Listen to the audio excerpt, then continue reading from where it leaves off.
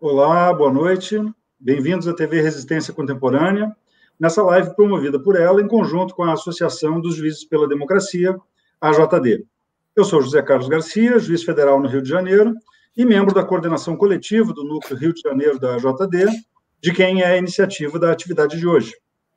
A pandemia global de Covid-19 agudizou contradições e desigualdades sociais, impactando com muito mais rigor as populações mais pobres e vulneráveis. Com só pouco mais de 22% da população brasileira totalmente vacinada, as principais estratégias de controle da pandemia seguem sendo o uso correto de máscaras, a lavagem constante das mãos ou o uso de álcool gel 70 graus e o distanciamento social.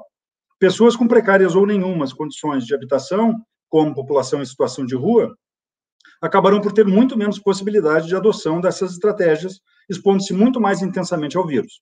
Além disso, a fragilidade geral de suas condições sanitárias e econômicas, inclusive alimentares, podem estar relacionadas a uma maior debilidade dos seus sistemas imunológicos, favorecendo tanto o contágio quanto o desenvolvimento de formas graves da doença.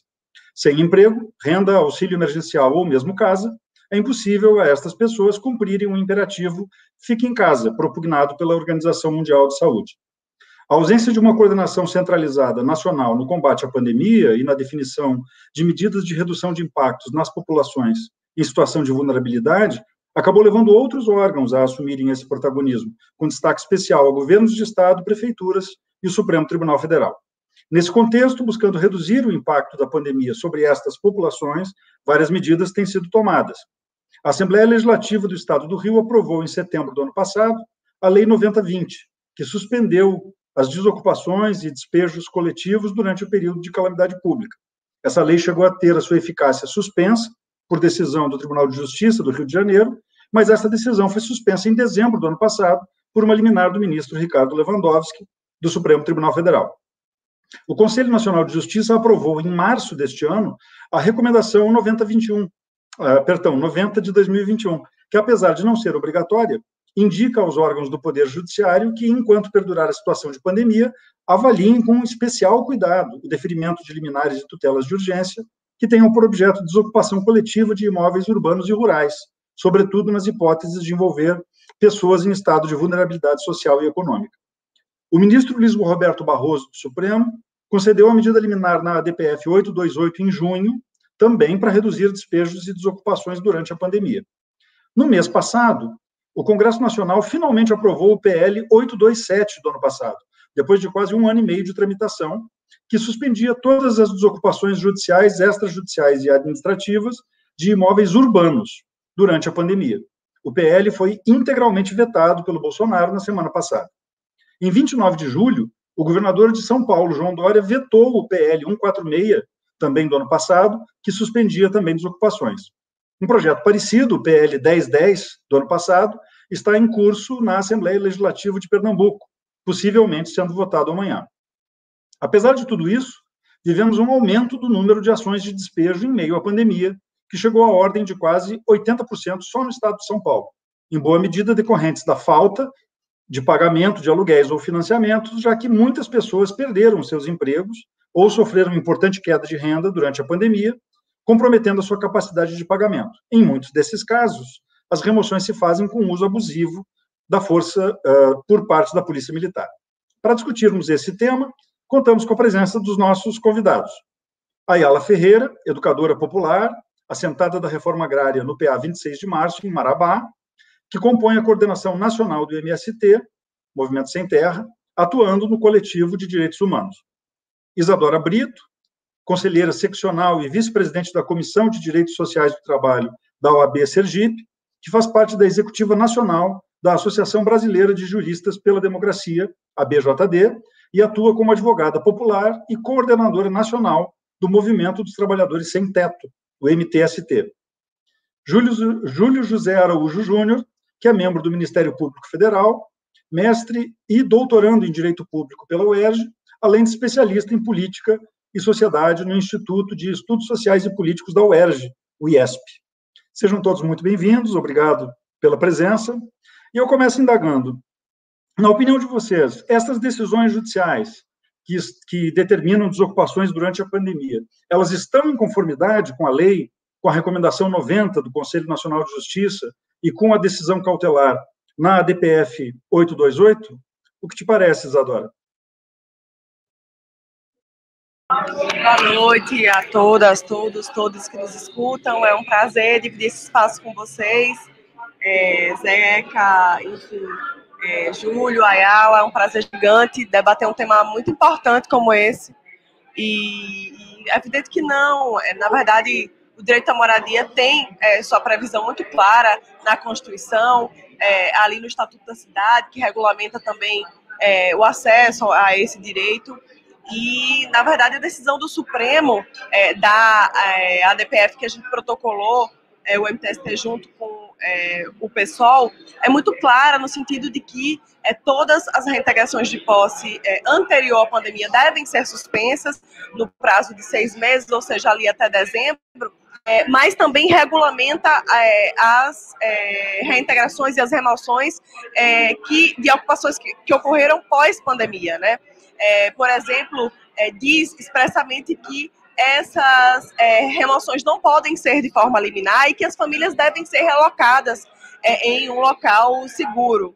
Então, todas essas reintegrações que vêm acontecendo aí no Brasil, ontem a gente teve um julgamento suspenso em Goiás, nós temos reintegração de posse prevista em São Paulo, aqui em Sergipe, então são todas reintegrações que estão desobedecendo essa decisão do Supremo Tribunal Federal, desobedecendo o texto constitucional em um momento que as pessoas precisam de proteção, né? Que esse não é só um problema jurídico, não é só um problema econômico e social, é também um problema de saúde pública, né?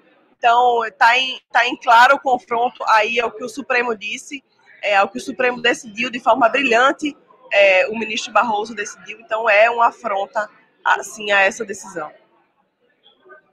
Obrigado, Isadora. E no campo, Ayala, como é que tem sido recebida essa situação no campo? Também continuam desocupações? Como é que está sendo isso? Como é que vocês estão vendo isso no MST? Boa noite. Tá, então, boa noite, José, Isadora e Júlio. A minha internet está oscilando, eu estou aqui no sudeste do estado do Pará, Amazônia Paraense, e nesse desafio permanente de existir e resistir e, como falei, se adaptar a essa nova dinâmica de encontros e debates virtuais. Espero que vocês estejam me escutando, porque vocês estão congelando, tem hora que desaparece na tela e eu tenho a impressão de que não estão me escutando. Mas eu vou aqui, né, soltar algumas ideias e aproveitar essas ações e compartilhar algumas reflexões, né. De antemão, agradecer ao convite, né, feito pelo núcleo aí do Rio de Janeiro, da AJD. São questões extremamente importantes de tratar nos dias atuais, em função de todo esse processo, né, que tem ocorrido entre os 3 poderes do nosso país, mas, sobretudo, escutando as declarações que se expressam nos últimos períodos, reafirmando mais uma vez essa concepção de que a propriedade deve estar acima da vida, né?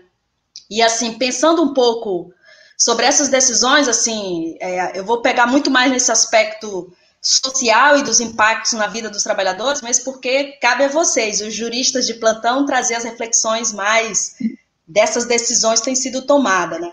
E acho que tem 2 coisas, assim, que acho que é importante a gente tratar, né? Quando falamos do campo e esse debate dos despejos, das desocupações ou remoções, como alguns preferem chamar, né? Tem um aspecto mais da compreensão, um debate necessário dessa compreensão mais da formação da sociedade brasileira, né? Dessa perspectiva mais estrutural, né? Daquilo que se estabeleceu para compreendermos essa sociedade hoje, da concentração e das desigualdades sociais que são tão gritantes e perceptíveis no nosso dia a dia, né? Tem 3 coisas que foram fundamentais nessa consolidação dessa sociedade que hoje nós falamos. Dessa afirmação e essa defesa da propriedade privada da terra, né, do trabalho escravo, indígena e negro como um elemento estrutural da concentração da riqueza e, consequentemente, das desigualdades. A concepção de um Estado, às vezes, em que os setores populares, os pobres, tentaram, né, ousar garantir a sua participação ativa nas esfera de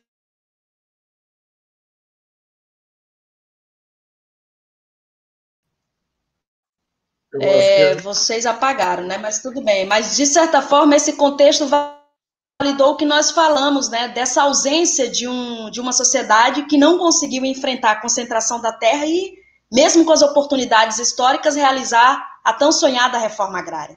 Então, quando você fala enfrentar os despejos, é necessário ir ao encontro dessa raiz histórica, secular, de formação da sociedade que legitimou isso, que compreendemos da propriedade privada da terra e por que ela é tão defendida por uma elite privilegiada que se estruturou negando as possibilidades de existência da grande maioria do povo brasileiro.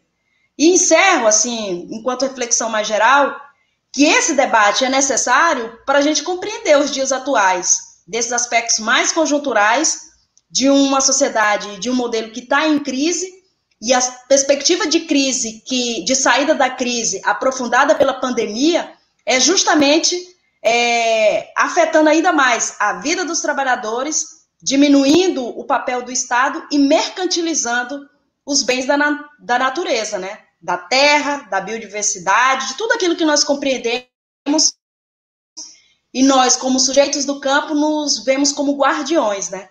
Então, o tema das desocupações entra nesse cenário, em que a terra deve cumprir uma tarefa cada vez mais de ser privatizada e cumprir interesses do agronegócio, né, e do capital internacional que, no cenário de crise, vê essa possibilidade de voltar a ter lucros extraordinários se apropriando desses bens naturais.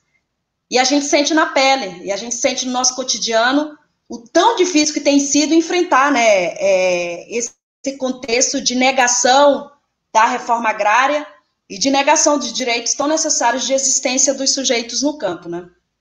Enfim, como ideias mais gerais que eu acho que é importante trazer nesse debate que estamos fazendo agora, né? Maravilhoso, Ayala. A Ayala traz terra para quem nela trabalha, né? Essa ideia que, nas origens, está até mesmo em clássicos do liberalismo, como John Locke, né? De que as pessoas deviam ser proprietárias de terra na medida em que pudessem trabalhar essa terra, e como isso vem sendo esquecido. E o mais engraçado é que, muitas vezes, o MST e o MTST, que estão representados aqui, são taxados de serem movimentos ilegais, contra a lei, de violarem a lei com as ocupações. E o que a gente está vendo agora, e está no nome dessa live, é que muitas ordens judiciais são ilegais porque elas estão descumprindo, no caso do Rio de Janeiro, a Lei 9020, que está em vigor, e também a liminar do Supremo na DPF 828. Então, eu aproveito e pergunto para o Júlio. Júlio, qual é o papel dos ministérios públicos nesse contexto? Como é que a gente pode lidar com essa situação de ilegalidade, muitas vezes esquentada pelo próprio judiciário? Boa noite, Júlio, tudo bem? Tudo ótimo. Bom, boa noite, Zeca, boa noite, Isadora, Ayala, o Givalber, que está nos ajudando aqui na técnica, agradecer a JD, eu que já fui membro da JD, saudar essa importante entidade, bom, eu tentando aí acrescer um pouquinho essa reflexão e para não deixar de falar do Ministério Público, eu vejo da seguinte forma, assim, eu acho que a gente tem tem que levantar um aspecto positivo e importante, que até chamei de novos ventos, ou a gente pode chamar de copo meio cheio, que a pandemia, de alguma forma, permitiu a gente colocar o debate no sistema de justiça e no âmbito legislativo de questões que muitas vezes são muito difíceis de serem discutidas, de serem debatidas, são vistas como temas tabus, né? Então, eu imagino que a discussão sobre as reintegrações de posse, sobre os chamados despejos, o fato da gente ter conseguido levar isso, né? E, claro, muito mais em função da luta dos movimentos sociais, para os legislativos estaduais, né? Um tema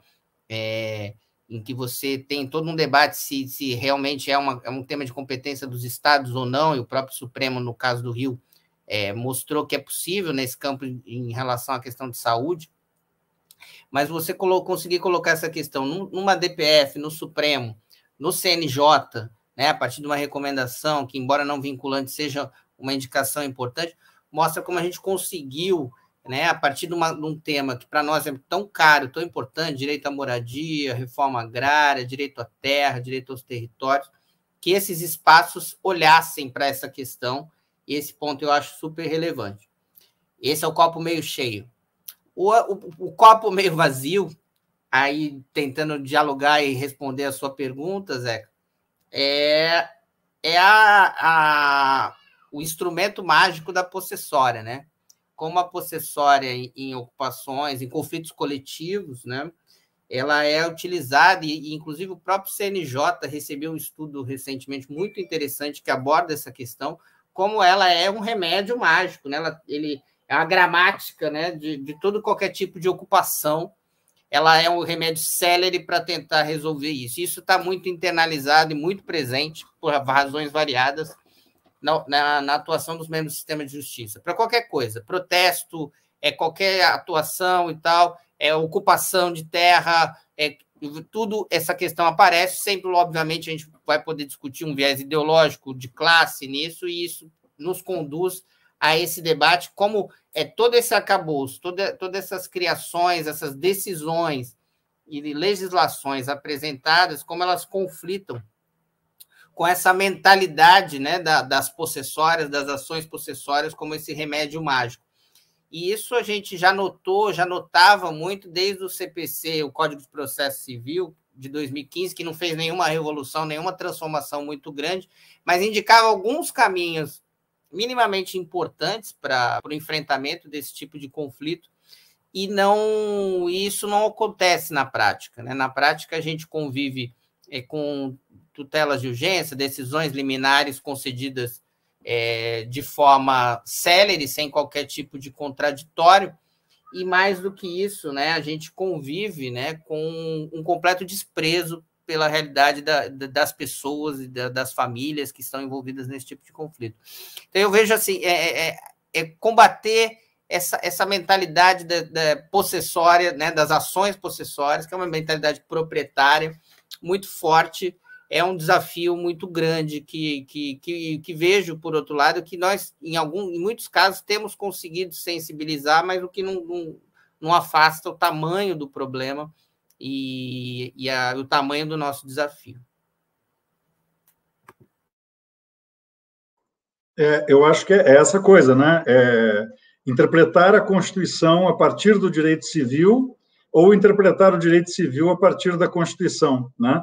É um discurso positivista e de legalismo e de legalidade, mas que, na verdade, subverte completamente a dinâmica de interpretação e de concretização de direitos, né? É algo que a gente convive muito no sistema de justiça. Agora, tanto tu, Júlio, quanto acho que a Ayala mencionaram dois aspectos que eu acho muito importantes, né? A Ayala falou que, para além dessa questão mais estrutural e social que a gente sempre convive quando discute esses temas possessórios no Brasil, com toda a desigualdade social que a gente tem um ingrediente a mais agora, que é o problema sanitário, a questão de saúde pública, né? Botar as pessoas na rua num momento de pandemia global é a pior coisa do mundo. Para essas pessoas que ficam muito mais expostas à pandemia, e para todas as outras pessoas da coletividade que estão expostas a contágio, né? E, por outro lado, o Júlio mencionou agora a questão dos legislativos estaduais, que eu cheguei a mencionar na abertura, né? Essa decisão do Supremo validando a Lei 9020 do Rio de Janeiro, ela parece ter dado um fôlego maior a essa possibilidade de regulação da matéria das desocupações durante a pandemia pelos estados. Mas, ainda assim, eu não fiz um levantamento exaustivo, mas me parece que o único que aprovou realmente a lei foi o Rio de Janeiro.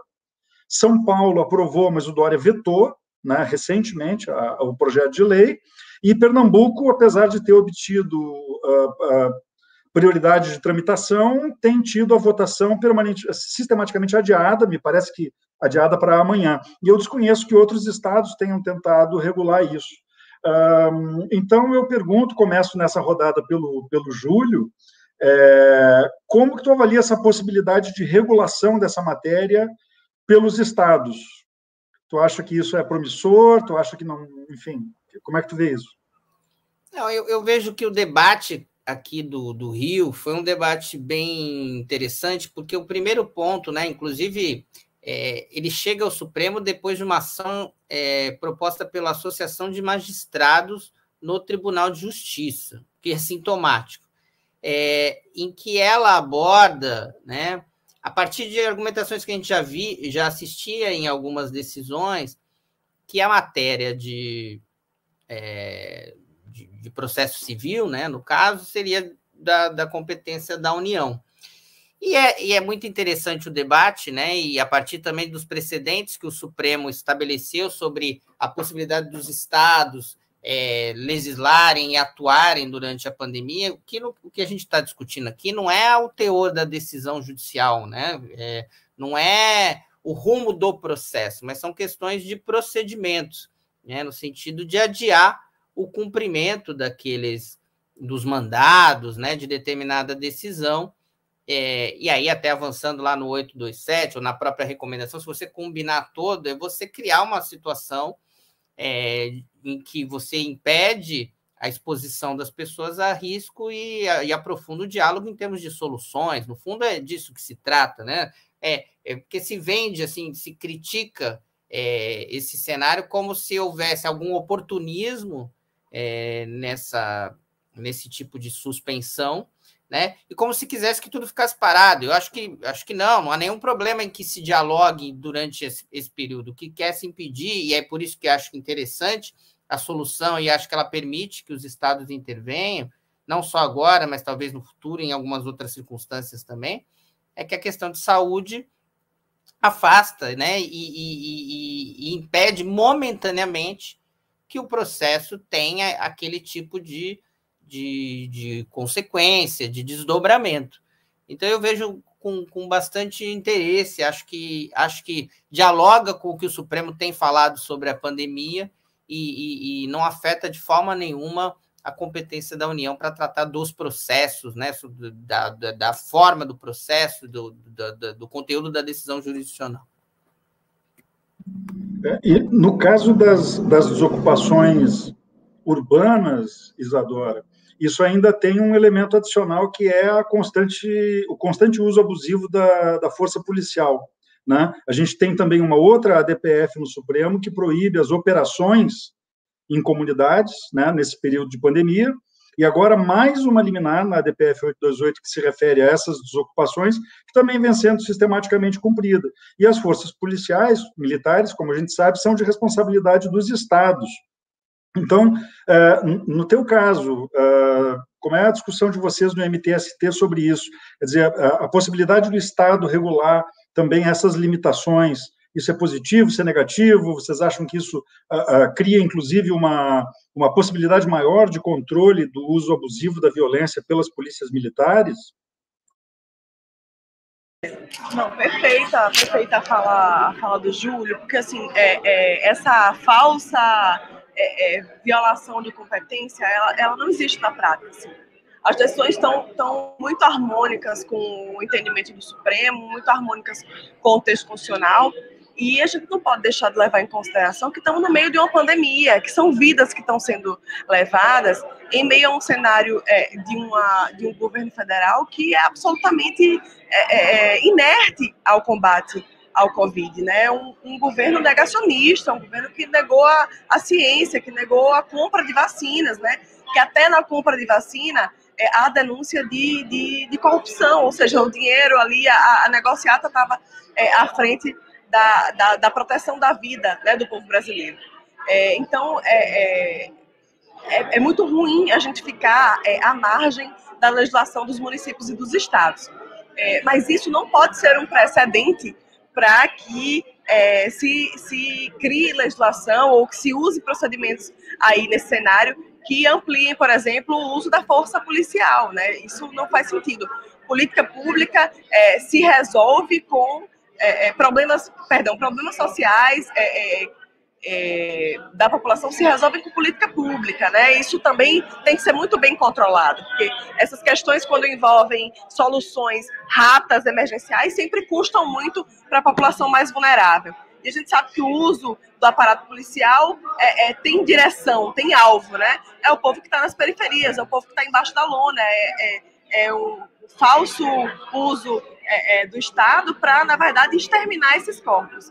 Acho que isso é um problema, assim, e é algo que a gente precisa também levar em consideração o país em que a gente vive, né? A gente vive um país que, pelos dados de 2020 ainda, mais de 8 milhões de famílias não têm moradia, né? São 24 milhões de pessoas, ou seja, mais de 12% da população que não tem casa adequada, né? Num país em que tem sérios problemas sanitários, né? Que 35 milhões de pessoas não têm acesso a abastecimento de água, né, o que é essencial em meio a uma pandemia, 100 milhões de pessoas que não têm, por exemplo, acesso à coleta de esgoto. Então, é esse cenário que a gente está vivenciando, né? E você colocar esses corpos que já enfrentam uma situação de vulnerabilidade extrema, né, social, econômica, financeira, alimentar, de segurança, colocar essas pessoas, né, jogar a própria sorte, né, em meio a uma pandemia é algo muito, muito desumano, né? Algo muito cruel, que certamente viola toda a legislação protetiva do nosso país. Pois é, né? É uma situação realmente delicada, porque as pessoas não pensam o alcance dessas decisões. Acho que o Júlio até mencionou bem, né? Não é apenas... e tu mesma, Isadora, na abertura, né, na tua primeira fala, não é uma questão jurídico-formal, né? Nós estamos falando da vida das pessoas. E aí eu aproveito esse gancho até para perguntar isso para a Ayala, né? A decisão do ministro Barroso na DPF 828, ela inclusive faz a ressalva de leis locais que regulem de maneira mais protetiva a situação de posse dos ocupantes, né? Então, que é o caso, por exemplo, da Lei 9020 do Rio de Janeiro. Então, como falou o Júlio, também me parece bastante coerente com a postura que o Supremo tem adotado com relação ao papel de estados e municípios na pandemia. Como é que tu vê, então, Ayala, essa possibilidade da regulação pelos estados, né, dessa matéria? Eu queria, assim, talvez fazer 2 ou 3 provocações que, de certa forma, expressam o que poderíamos chamar de uma preocupação já, do que nós temos enfrentado assim, nos últimos períodos, né? É uma pandemia que escancara muitas contradições no modelo do capital e que afeta. Alguns trabalham com... Já chego a falar em 60 milhões de brasileiros e brasileiras que estão em alguma situação de vulnerabilidade do nosso país, né? Por moradia ou porque está passando fome, enfrentando as violências, a negação, né, de outros direitos necessários, desemprego, enfim. É uma situação de não acreditar, de não ter perspectiva, se tem algo que pode, como fala, afetar o futuro e de condições melhores de vida, né? Mas a minha preocupação, ademais da gente encarar essa realidade, é esse esforço que tem ocorrido, primeiro, em descaracterizar o papel que os movimentos populares, os movimentos sociais têm para fazer, né, de certa forma, a sociedade, o Estado e os poderes instituídos no Estado se mobilizar em prol da coletividade. É isso que está em jogo, né? E esse esforço desmedido de querer nos tipificar, nos descaracterizar, em querer nos limitar no exercício legítimo, né, de reivindicar os direitos, é uma questão que eu acho que é importante a gente tratar, porque a todo momento nós estamos enfrentando isso aí. E isso é muito, como falo, é muito problemático em função de que tudo aquilo que nós compreendemos de avanços, no que se refere à política pública, mas também no avanço da nossa sociedade, em questões estruturais da sociedade, foi, em grande medida, em reação a essa capacidade de organização dos setores para colocar, né, por bandeiras legítimas, esses anseios, né, que o Estado, por si só, não dá conta. Mas, assim, eu encerro chamando a atenção sobre essa questão mesmo do papel do Poder Judiciário, não só pela DPF, citada aí do Barroso, mas outras decisões que a gente tem visto que enfrenta diretamente esse tema dos despejos, de certa forma, né? Tem uma questão que me preocupa, que é esse excesso de judicialização que nós temos enfrentado na nossa sociedade, né? Tudo a gente tem pautado lá. É uma expressão concreta de que os outros poderes, implementador das políticas públicas, não estão agindo, ou se estão agindo, mas não em prol da coletividade. Tem um problema nesse negócio. Porque qual é a cara do Poder Judiciário brasileiro? Ele efetivamente expressa concretamente essa diversidade e essa complexidade que é a sociedade brasileira nas suas múltiplas possibilidades? É claro que não.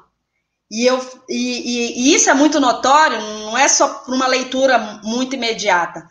Desde que a pandemia veio com força na nossa sociedade, a pauta e o tema dos despejos, das remoções vieram com força, e esse esforço de nós nos articularmos, né, nos vários espaços onde a gente está colocado, uma das medidas que nós temos tomado, a partir da articulação do Conselho Nacional de Direitos Humanos, é dialogar com os poderes, com o Poder Judiciário nos estados. Nós já fizemos algumas reuniões, algumas audiências com essas representações. É visível as dificuldades que os estados têm para enfrentar esse tema, porque tem um lado, lamentavelmente, né? E muitas vezes esse lado é da propriedade, é do latifúndio, ou de uma visão de sociedade em que as nossas lutas, elas são descaracterizadas, assim, elas não são acreditadas. Então, o desafio primeiro que eu vejo, assim, é esse nosso esforço de querer sensibilizar para temas que são necessários, assim, para ser tratados junto a esses que estão instrumentalizando, estão tomando as decisões e que podem, como já foi mencionado aqui, afetar diretamente as nossas vidas, né?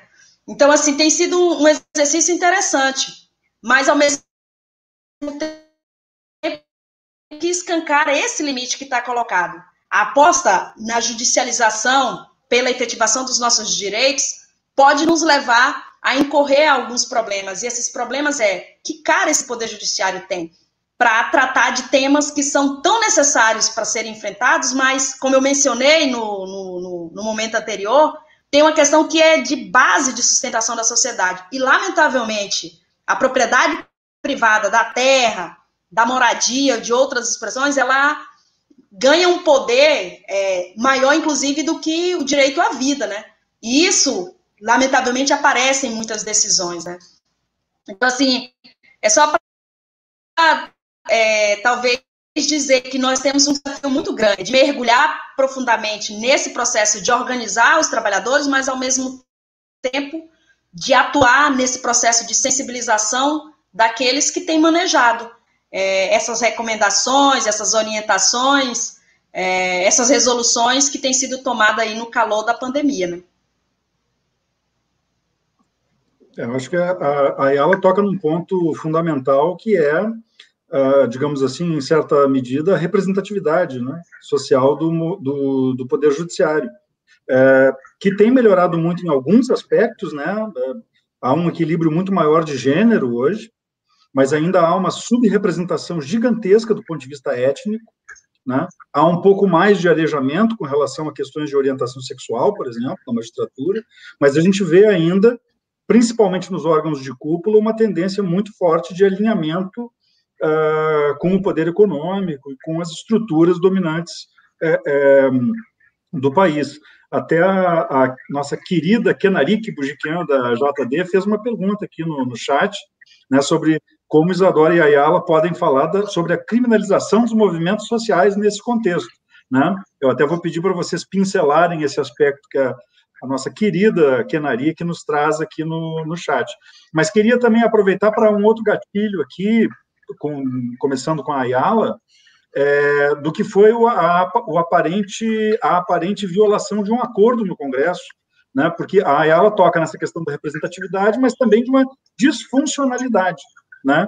Que boa parte dessas questões vem sendo tratada pelo Judiciário, quando a arena normal dessas questões sociais e desenvolvimento de políticas públicas são o Executivo e os Legislativos, né? O Parlamento, que é o órgão que deve ecoar às demandas populares. E na discussão do PL 827, que visava reduzir também os despejos na pandemia, houve um aparente acordo conservador de exclusão das propriedades rurais, dos despejos rurais, através de uma emenda do senador Luiz Carlos Reins. E pelo veto integral do Bolsonaro, a gente imagina que esse acordão foi atropelado, né? Então, eu deixo começando pela Ayala, depois Júlio e Isadora também podem falar sobre isso. Eu queria articular essa pergunta sobre essa disfuncionalidade, em que medida essa judicialização esvazia os outros espaços, as outras arenas de discussão política, como o parlamento, como vocês veem essa questão do veto do Bolsonaro, apesar da exclusão das remoções rurais do PL 827, e como isso se articula, ou se não se articula, com a criminalização dos movimentos sociais. O que tu acha, Ela? Oi, tá me escutando, José? Tô. De vez em quando trava. Tá me escutando? Tá me escutando? Estamos escutando, agora estamos. Mas agora tá me escutando, né? Sim, perfeito. Então... Olha, eu só gostaria de dizer o seguinte, que foi exatamente 1 ano e meio de tramitação, discussão exaustiva no Congresso, para fazer algo que não era nem tão radical, porque nós estávamos falando suspensão no contexto da pandemia. Então, tinha um marco temporal aí estabelecido, que não era de suspensões permanentes ou até que se avançasse toda a retomada dos processos de desapropriação de terras e de retomada da reforma agrária. Então, mesmo assim, foi extremamente, como poderíamos dizer assim, ao mesmo tempo que foi frustrante, mas não nos surpreendeu. Uma ação de que a propriedade privada tem um direito fundamental, você compreende a cabeça e os pés com que esses sujeitos pisam, né? E nós sabemos, né? Fizemos, inclusive, muitas análises para a gente compreender o que é o Congresso Nacional Brasileiro, né? O Executivo nem se fala, que assumiu declaradamente uma pauta conservadora e uma pauta neoliberal que tem afetado diretamente a vida de milhões de brasileiros, né? E o Congresso, nós sabemos a que interesses são movidos, né? E, lamentavelmente, são interesses privados, são interesses do agronegócio. Então, a decisão parcial no Congresso e o veto presidencial sobre essa suspensão dos despejos como podemos dizer assim, a expressão concreta da forma como que esses sujeitos pisam e pensam sobre a sociedade e sobre o campo e sobre o direito de termos ou não uma perspectiva de desenvolvimento do campo para além do agronegócio. Então, acho que esse é um elemento que é importante a gente dizer, né? E expressa, de certa forma, o que nós temos dito, né? Que é essa decisão deliberada de bloquear por completo uma perspectiva de reforma agrária no Brasil, ou de demarcação de terras tradicionais, de tudo aquilo que nós poderíamos pôr em movimento para enfrentar a extrema concentração da terra no nosso país, né? Então, é um veto que, de certa forma, legitima isso que nós temos enfrentado e que temos denunciado. E nós lamentamos pelas consequências que isso pode, ou que essas consequências vêm, de certa forma, afetar ainda mais a vida nossa de sujeitos que vivem no campo, né? Então, nós estamos falando de uma perspectiva de ampliação da violência, de todos os sentidos, inclusive essa violência direta que os despejos, de certa forma, provoca, de reafirmar a não realização da reforma agrária como uma decisão deliberada dada pelo governo e legitimada pelo Congresso, né? E de, paralelo a isso, pôr em movimento uma verdadeira política de desregulamentar a pauta fundiária ou a pauta ambiental como nós temos enfrentado nos dias de hoje, né? Enfim, querendo ou não, essas decisões fundar isso dia a dia desde esse contexto aí, 2016, mas da pandemia da Covid-19, né? Enfim, não sei se vocês conseguiram me escutar, porque está muito complicado o meu sinal aqui, dá para perceber, mas espero que tenham, pelo menos em parte, compreendido o que eu tentei dizer. Ficou um pouco comprometido só a parte final, Ayala, que travou um pouco, mas a gente conseguiu sim. E acho que dizem que uma imagem vale mais que 1000 palavras, né? Eu acho que aquela imagem veiculada no Dia da Agricultura, né, do agricultor pelo governo, que era uma pessoa com uma espingarda no ombro, né, com uma arma no ombro, acho que ela demonstra muito claramente isso, né?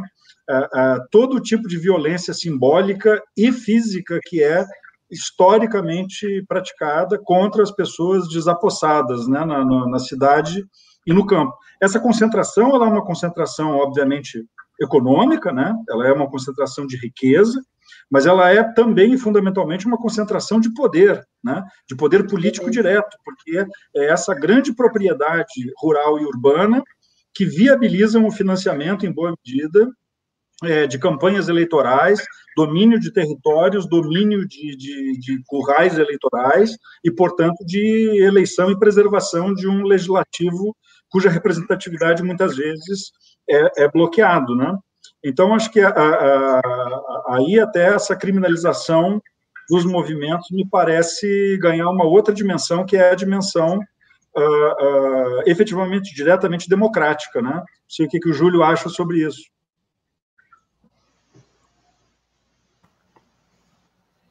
Não, de fato, e o que a gente assiste hoje, né, são frentes assim muito claras, né, de efetivação de um projeto de enfrentamento, né? A gente assiste no Legislativo o projeto de lei 1595, que tenta criar todo um aparato de suposto combate ao terrorismo, né? Uma ofensiva contra-terrorista que deixa margem muito grande em relação ao combate aos movimentos populares, às organizações populares, e claramente tem a disputa pela terra aí como pano de fundo, né? A gente percebe isso de uma maneira muito evidente. A gente tem um governo federal que usa da Força Nacional de Segurança como um fator de intimidação, né? A Força Nacional de Segurança Pública houve a tentativa de utilização na Bahia no ano passado, e agora nós estamos em curso com uma intervenção em Rondônia, e sem maiores fundamentos, né, com alegações genéricas de organizações criminosas por trás das chamadas invasões de terras. Né? Então, você tem isso no caso da Bahia, por uma questão procedimental, digamos assim, ela foi barrada pelo Supremo, já que ela demandava uma autorização do Estado, né? E o governo do Estado da Bahia entrou no Supremo contra aquilo. No caso de Rondônia, não, tem todo um aparato, né? Toda uma ligação com aquele Estado, com o interesse do poder político local em relação à efetivação daquelas medidas. Curiosamente, num Estado onde o tema da grilagem de terras públicas é um tema constante, é um tema muito presente e pauta todo o nosso debate, por exemplo, sobre a grilagem, sobre o PL da grilagem e sobre esse avanço. Então, são temas que estão muito, muito conectados, né? Atendem muito, né, a um determinado projeto, né, que não se limita ao governo, ele é muito mais amplo, ele encontra nesse governo um cenário perfeito, o que a gente assiste hoje, nesse contexto de desmonte, de desestruturação dos órgãos, está muito ligado a isso. E, de certa forma, quando a gente vê o PL, né, sendo aprovado com determinado acordo e tal, não nos surpreende que haja esse tipo de veto, embora o que a gente perceba é que a questão no campo e isso apareceu muito nos debates, eu participei de audiência no Senado, o governo foi muito fortemente para barrar a questão do campo, né, no caso do Poder Executivo. né, com argumentos assim do direito sacrossanto da propriedade privada e com a alegação de oportunismo, mesmo aqueles temas que eu coloquei, de uma maneira assim, em termos jurídicos, constitucionais, assim, um debate que parece que nós estamos falando de constituições diferentes, assim, né? Então, isso é algo muito, muito, muito delicado. Então, eu vejo um pouco nesse aspecto. E eu só queria complementar que, assim, a gente fala muito das remoções pensando muito nas questões judiciais, mas a gente assiste muito a questão das remoções extrajudiciais, né, e administrativas, né, um tema que aparece muito nas cidades, mas aparece também no campo, e isso é ainda mais preocupante, porque nós, operadores do direito, isso aí sai do nosso radar, né, é uma realidade de remoções e de retirada sem qualquer tipo de autorização, porque de um lado a gente está criticando o proceder, decisões ilegais, de outra forma a gente está discutindo nas remoções administrativas práticas ilegais que vêm se repetindo ao longo desse tempo, né? E eu compartilho com a Ayala essa preocupação em relação ao debate sobre o judiciário, o sistema de justiça e a judicialização. O problema é que a gente vive, né, uma questão prática assim, de levar essas questões para alguns espaços, né, que detêm essa parcela de poder e fazer esse enfrentamento, né? E isso é um desafio, eu acho, para a gente pensar. A gente quebrou essas ilusões em relação ao papel das instituições do sistema de justiça, né? Se é que havia, mas havia muito, né? Isso foi construído ao longo do tempo. Mas eu vejo que esse é um desafio para a gente, como construir soluções para além desses espaços. E no caso dos espaços e territórios urbanos, Isadora, toda essa questão da criminalização dos movimentos, do desenvolvimento de um discurso de ódio e de discriminação contra os movimentos, um movimento que eu me lembro do Boulos em campanha dizendo que nem deveria existir, porque afinal de contas tem mais imóvel vazio do que família sem teto, então na verdade é um problema que já tem a solução, né? Mas mesmo assim um uso de força e de violação de decisões judiciais e de a distorção do sistema legal a favor da concentração urbana e da gentrificação, né? Um processo de expulsão das populações mais vulneráveis e de baixa renda de áreas mais bem localizadas, ou pelo menos de alguma área, que está na mira da especulação imobiliária e da busca por lucro nas grandes cidades. Então, como é que tu vê essa questão do veto à luz dessas questões, Isadora? Perfeito, Zeca. Assim, é a disputa da cidade, né? A cidade que é construída para as coisas, não para as pessoas. A cidade que está a serviço da especulação imobiliária e que constantemente expulsa a classe trabalhadora dos centros, enfim, que delimita os lugares em que essas famílias têm acesso, né? Que são as periferias. Então, é uma disputa que reflete muito as cidades que a gente vem construindo, que o capital vem construindo ao longo dos anos. E é muito dolorido assim, enfrentar todo esse processo de construção da aprovação do PL, né? Foi uma construção que veio muito antes da construção dentro do Congresso, que já foi muito difícil, que já foi de muitas costuras, de muitas conversas, de audiências públicas que enfim, participamos construindo, da construção da unidade com os diversos movimentos sociais nesse país gigante.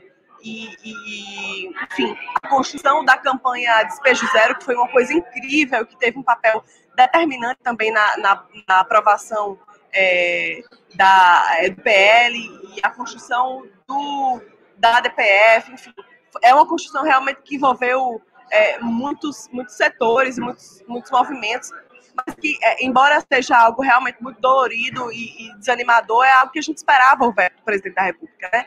É algo que a gente sabia que íamos ter que enfrentar. E tudo isso é muito grave, porque assim, o mundo está parado olhando para o cenário de gravidade do país. A ONU chegou a fazer um parecer específico para o Brasil, né, relatando a gravidade do cenário de crise sanitária que nós alcançaríamos se se continuássemos com as remoções, imagine, né, a ONU fazer um parecer específico para o Brasil, fora, enfim, a orientação do TNJ e todas as outras questões que indicavam que seria um problema muito grande se a gente continuasse fazendo as remoções. Mas é isso, assim, esperávamos, porque é esse governo, né, um governo que tem um projeto de desigualdade, né, e que tem alvo desse projeto de desigualdade. É um país, um governo que vive confortavelmente vendo o seu povo alcançar índices absurdos de desemprego, né? Mais de 19 milhões de pessoas passando fome nesse país. Nós voltamos ao mapa da fome, é o que a gente não esperou voltar nos próximos anos, né? É um país, é um governo que coloca tanques militares no dia da votação do voto impresso, sabe? Então é disso que a gente está falando, de uma democracia que vive diariamente não só sendo ameaçada, mas que dá indícios de que há ataques à democracia. E o processo de criminalização dos movimentos sociais é parte desse projeto, né? É parte disso, de um país e de um governo que, eu costumo dizer o seguinte, que o veto do Jair Bolsonaro é a cara, é o traço mais cruel dessa política de morte, né? Que é a criminalização da pobreza. Não tem outro nome, é a criminalização da pobreza. O que a gente tem visto, Zeca, nas ocupações é um número gigante de famílias que nunca passaram por ocupações. Sabe? São trabalhadores que não têm mais perspectiva de voltar para o mercado de trabalho, chega pela primeira vez nas ocupações, assustado, inclusive muitas vezes com essa reprodução do preconceito, de que ali não é lugar para ele e tal. E quando chega e vê que ali tem a maior gama e pluralidade de profissionais que existe, assim, se depara com o poder da luta coletiva, o poder da construção da solidariedade como uma moeda, né, na construção das coisas. Então, eu acho que o que a Kenarique falou, um beijo, Kenarique, nossa companheira, temos muito orgulho de construir com ela a BJD, enfim, constrói também a JD. Inocêncio também passou por aqui, mandou um recado. É isso, é o processo, é o traço mais cruel desse governo, que é a criminalização da pobreza, não tem outro nome.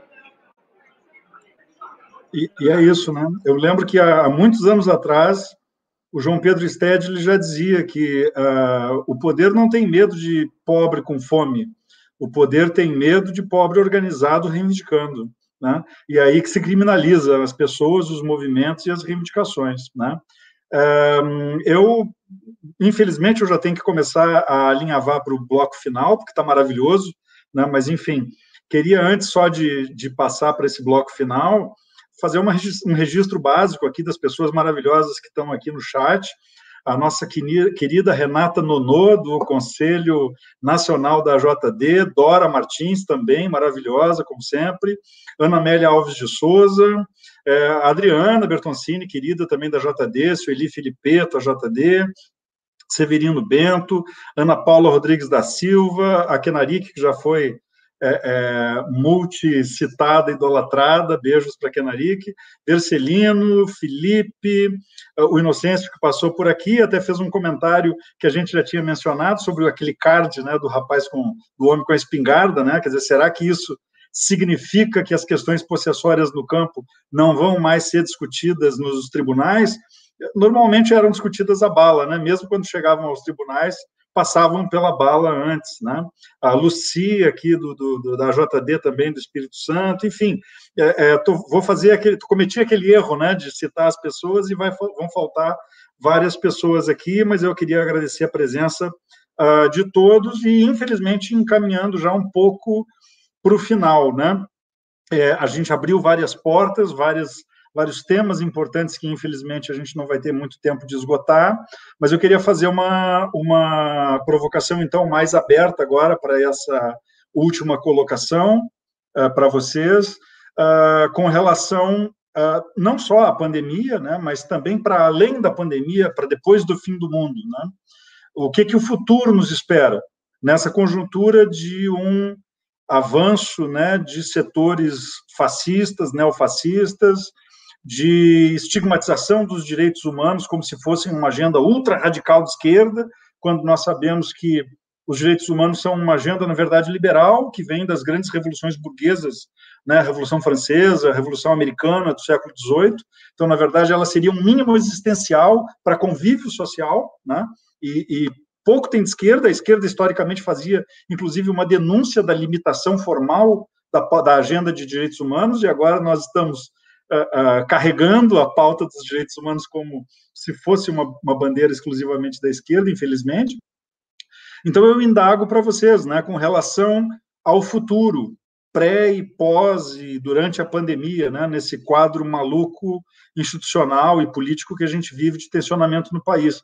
O que nos espera, nos reserva o futuro com relação à moradia, a direitos humanos e à reforma agrária, né? Quem começa? Júlio, pode ser? A gente faz uma rodada, Júlio, Isadora e Ayala, para considerações finais também e encerramento. Nossa querida caríssima Fernandinha Vieira, que chegou aqui no chat também. Um beijo para a Fernanda. Eu tinha que fazer o registro da Fernanda aqui, né, Júlio, antes de te passar a palavra, desculpa. Caríssimo. O tempo é teu. É considerações já junto, né? O pacote, né, Zeca? Tá bom. Aproveitar aqui no nome da Fernanda, da Dora, da Kinarique, e mandar um abraço para todos aí, todas que nos acompanham, né? Fernanda aí é professora, advogada popular, e a Dora e a Kinarique me receberam na JD quando eu cheguei, foram sempre muito carinhosas comigo e mantemos essa relação aí muito, muito fraterna. Eu acho que é um pouco isso, viu, Zeca? Eu acho que tem um contexto aí de crise aí, né, nessa questão da gramática, dos direitos sociais, algo que já uma geração aí que está tanto presente também no sistema de justiça, como em vários espaços, em que a gente tem, pensando no campo jurídico, né, tudo aquilo que estava mais ou menos desenhado, aquele esquema, né, sobre a realidade, sobre o programa da Constituição e a efetivação da Constituição, isso tentando trazer para o debate, eu vejo a gente com muita dificuldade, né, mais do que nunca, né, e se vê a reforma agrária, por exemplo, existe inclusive também uma ação no Supremo, uma DPF para discutir esse estado de coisas assim, de omissão e paralisia plena. O ministro Marco Aurélio sequer quis apreciar a questão, né? Eu acho que há uma dificuldade muito grande hoje nesse campo de discutir essas políticas públicas, e acho que nós temos um desafio aí de se reinventar e de enfrentar, inclusive, baseado na crítica da Ayala, esse cenário. O que não significa, por outro lado, que as lutas, os embates vão pressionar, né? Esses embates vão continuar acontecendo. Eu acho que a gente tem que passar pela discussão das instituições, eu acho que isso é um aspecto fundamental, e tem que passar e superar certos consensos que hoje eu acho que estão pairando assim, sobre políticas públicas em direitos sociais, lógica de custo de direitos, né? Acho que tem uma certa hegemonia aí de um discurso, até mesmo em espaços em que isso não estava tão presente. E acho que esse é um pouco o nosso... tomara que a gente consiga superar esse momento de pandemia, de autoritarismo, e que consiga fazer esse debate, né, de reconstrução e de enfrentamento de mazelas que são históricas, mas num contexto em que temas como a força da Constituição, a concretização de direitos soam meio, ainda mais pelo judiciário, soam um pouco fora de moda, para ser sutil. E acho que esse é um desafio que está posto para nós, né? Revirar essa discussão sobre esses direitos, repensar o papel da judicialização e, claro, né, se articular e dialogar, mais do que nunca aprofundar esse enfrentamento em diálogo com os movimentos sociais, porque eu sinceramente, nesse campo, né, eu comecei falando em copo cheio, e copo meio cheio, copo meio vazio, eu tento sempre ser muito otimista e até um pouco pragmático. Mas nesse campo eu vejo que o que havia pensando na formação jurídica, né? O que havia na minha formação jurídica, o que a gente está vendo hoje, assim, a gente perdeu muito espaço, né? O que a gente discutia antes era a efetividade de decisões sobre direitos sociais. Hoje o que a gente discute é se deve ou não intervir, se deve ou não garantir a concretização de uma política, né? Deferência ao gestor público, mesmo quando ele está numa completa omissão. Então, eu acho que a gente perdeu muito esse campo e não acho que é revivendo o passado que a gente vai mudar essa de coisa, é construindo novas alternativas. Eu acho que esse é um caminho fundamental para a gente seguir. Obrigado, Júlio. Isadora, o futuro... Desculpa, Zeca, deixa eu só dar o meu boa noite e agradecer por esse momento com vocês aqui. Adorei a nossa conversa e continuo à disposição. Saudar a JD Rio, a Ayala, Isadora e você, Zeca, por esse encontro. Obrigado. Obrigadíssimo, Júlio. Eu que estou feliz aqui, parece que acabou de começar, eu queria que a gente ficasse mais várias horas aqui batendo papo. Certamente, no futuro, a gente vai poder fazer isso presencialmente, né? Isadora, o futuro é ruim, péssimo ou pavoroso? Não, ele se anuncia com alguma luz que não seja um trem vindo no sentido contrário? Eu costumo dizer que não tem 2022 se a gente não construir 2021. Eu fico em pânico quando as pessoas fazem planos para 2022. Assim, não vai ter 2022 se a gente não construir 2021. Isso não existe, sabe? A gente tem que manter firme a organização popular, a pressão dos movimentos, a ocupação nas ruas. O período que a gente está vivendo não é fácil, mas a gente precisa sobreviver a esse período para poder construir um país num futuro, espero que breve, né? Então, sobreviver à pandemia, sobreviver à fome, ao desemprego e, ao mesmo tempo, permanecer firme no calor quente das ruas, porque é essa a saída. Assim. Eu acho que a gente precisa muito se inspirar nos movimentos da América Latina. Assim. O Chile está passando por um processo de constituinte agora, que está sendo uma coisa riquíssima.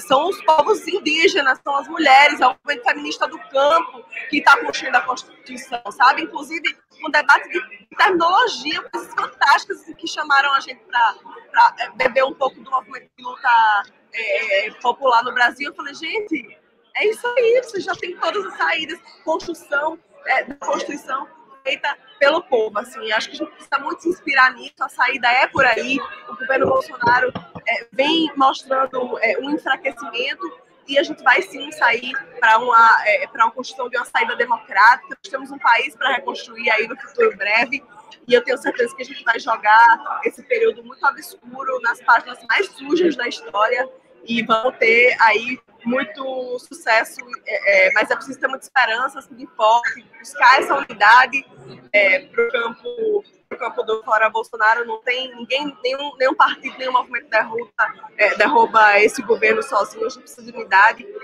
inclusive no campo do judiciário, para a gente aí poder construir um novo país. Queria também agradecer o convite, foi gigante dividir esse espaço com vocês, as falas foram brilhantes, a gente sempre aprende muito nessas trocas. Enfim, agradecer a vocês por esse espaço, saudar toda a turma da JD, mandar um abraço muito fraterno. Obrigada. Super obrigado, Isadora, adorei também. É isso, né? A gente está meio sufocado numa situação péssima, mas a gente tem que... Não é nem otimismo isso, na verdade é uma necessidade de esperança no futuro e na luta, né? Porque é só na luta que se constroem direitos e perspectivas de futuro. Ayala, para encerrar para a gente, o que tu espera do futuro próximo? A gente tem 2022? A gente tem 2023? Nossa... Bom, eu vou começar bem mesmo pelo final, agradecer mais uma vez ao convite, compartilhar essas ideias e reflexões com o Júlio, com a Isadora, mediado de forma brilhante por você, viu, José? talvez dizer assim, acho que colocar logo o desafio mais imediato, nós, no movimento social de luta pela terra, de luta pela reforma agrária no Brasil. O nosso futuro, o nosso presente hoje é de seguir na denúncia, né, de todas essas agendas que, de certa forma, têm bloqueado a perspectiva de distribuir terra no país, de, né, demarcar, né, terras tradicionais, do avanço do desmatamento, das queimadas e das violências como a gente tem vivenciado. Mas muito mais do que denunciar, é também se alimentando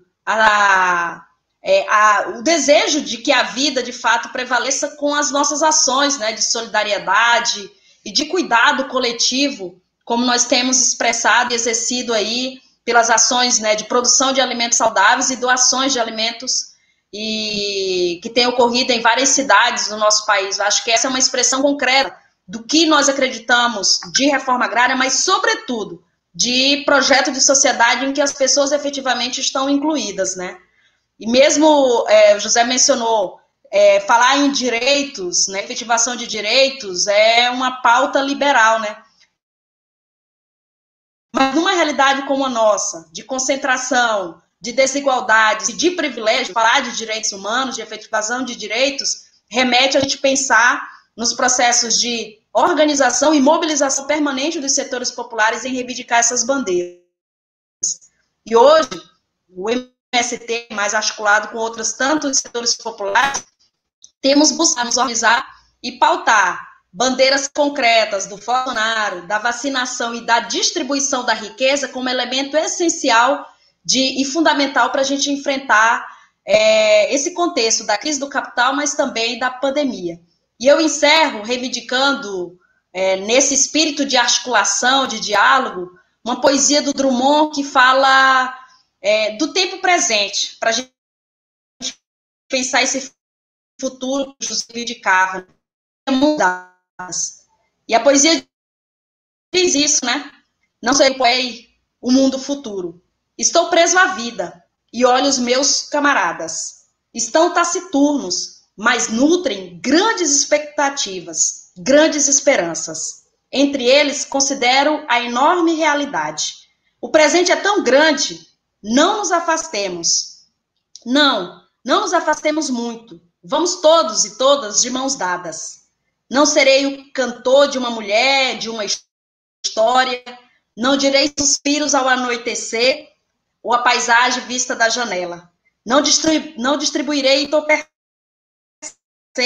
ou cartas de suicida. Não fugirei e também não serei raptado pelos serafins. O tempo é a minha matéria. Do tempo presente, das pessoas presentes, a vida presente. Então, nosso futuro, ela precisa ser construída no presente, no já, reafirmando a vida como elemento essencial da nossa existência. Uma boa noite a vocês, espero que tenham me escutado e até a próxima oportunidade, que espero que seja presencial, para os nossos abraços e que possamos efetivamente segurar a mão um dos outros para construir essa sociedade que tanto sonhamos. Obrigada, José. Maravilhosa, Ayala, encerramento de luxo. O MST é maravilhoso, né, gente? Quando não abre com mística, fecha com mística. É sempre fantástico, eu adorei. Bom, enfim, infelizmente o tempo até estourou um pouco, né? Dá vontade da gente ficar muito tempo aqui. É uma pena não ser presencial, porque, afinal de contas, a luta conjunta pelo futuro é uma luta que se faz na presença e no abraço, porque é uma luta, em últimas... eu me lembro que tinha um grupo salvadorenho que dizia que a luta pela revolução em El Salvador era a nossa máxima forma de amar, né? Então, isso envolve esse compartilhamento e esse afeto, né? E eu acho que a lição que fica, não só dessa live, mas, enfim, das nossas conversas e das nossas experiências, é de que o tempo é ruim, venta muito, chove bastante, mas já foi pior. Na verdade, aparentemente, essa onda, essa grande onda reacionária, neofascista, mostra sinais de enfraquecimento no exterior, aqui, e o futuro só pode ser construído, como disse muito bem a Ayala, agora citando o Drummond, o futuro se constrói no presente. Então, a gente precisa ir para a luta, cerrar fileiras, não existe direito e não existe futuro sem luta.